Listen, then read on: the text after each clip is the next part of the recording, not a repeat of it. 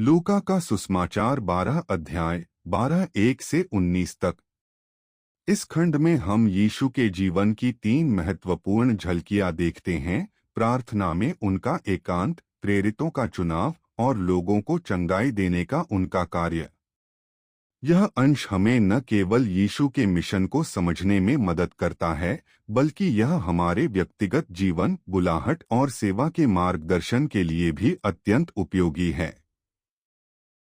प्रार्थना में एकांत, आत्मिक तैयारी का रहस्य। उन दिनों में यीशु ने एक पहाड़ पर जाकर परमेश्वर से प्रार्थना करने में रात भर बिताई। लूका का सुसमाचार 12 अध्याय 12। यीशु का यह कार्य हमें सिखाता है कि कोई भी बड़ा निर्णय लेने से पहले प्रार्थना में डूबना आवश्यक है। उन्होंने रात भर परमेश्वर से संवाद किया, आत्मा में मार्गदर्शन पाया और अपने हृदय को शांत किया। यह हमें याद दिलाता है कि जब हम जीवन के किसी मोड़ पर खड़े होते हैं, चाहे वह सेवा का चुनाव हो, कोई संबंध हो या कोई कठिनाई, तो हमें पहले परमेश्वर की उपस्थिति में जाना चाहिए। प्रार्थना केवल शब्दों का आदान प्रदान नहीं है, यह आत्मा की गहराई में उतरने की प्रक्रिया है। यीशु ने पहाड़ चुना, एकांत चुना और रात का समय चुना। यह सब हमें बताता है कि परमेश्वर से मिलने के लिए हमें अपने व्यस्त जीवन से अलग होकर एक पवित्र स्थान और समय निर्धारित करना चाहिए।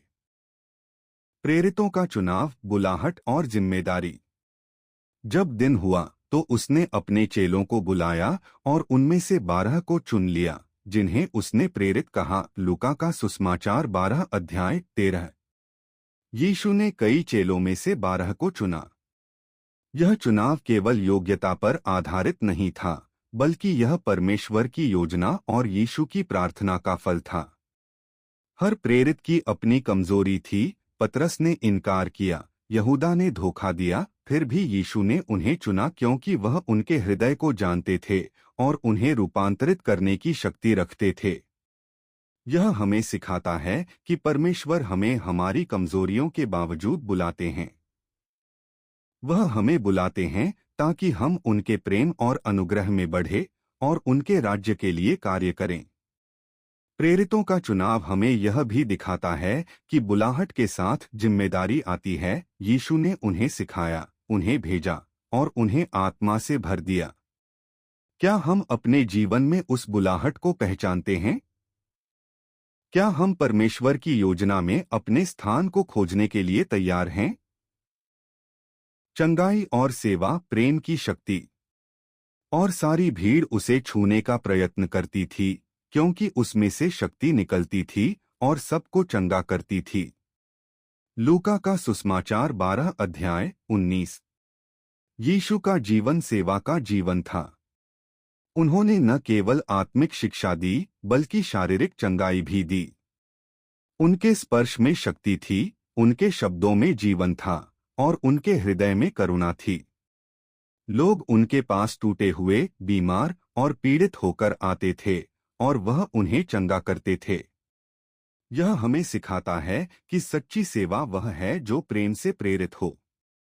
जब हम दूसरों की पीड़ा को महसूस करते हैं, जब हम उनके लिए प्रार्थना करते हैं, जब हम उनके लिए कुछ करते हैं, तभी हम यीशु के समान बनते हैं। यीशु की सेवा सीमित नहीं थी। यहूदियों, गैर यहूदियों, स्त्रियों, बच्चों, पापियों, सबके लिए उनके हृदय में स्थान था। क्या हमारे जीवन में भी ऐसी सेवा है जो सीमाओं को पार करती है? प्रार्थना। हे यीशु, आपने पहाड़ पर जाकर प्रार्थना की, प्रेरितों को चुना और भीड़ को चंगा किया।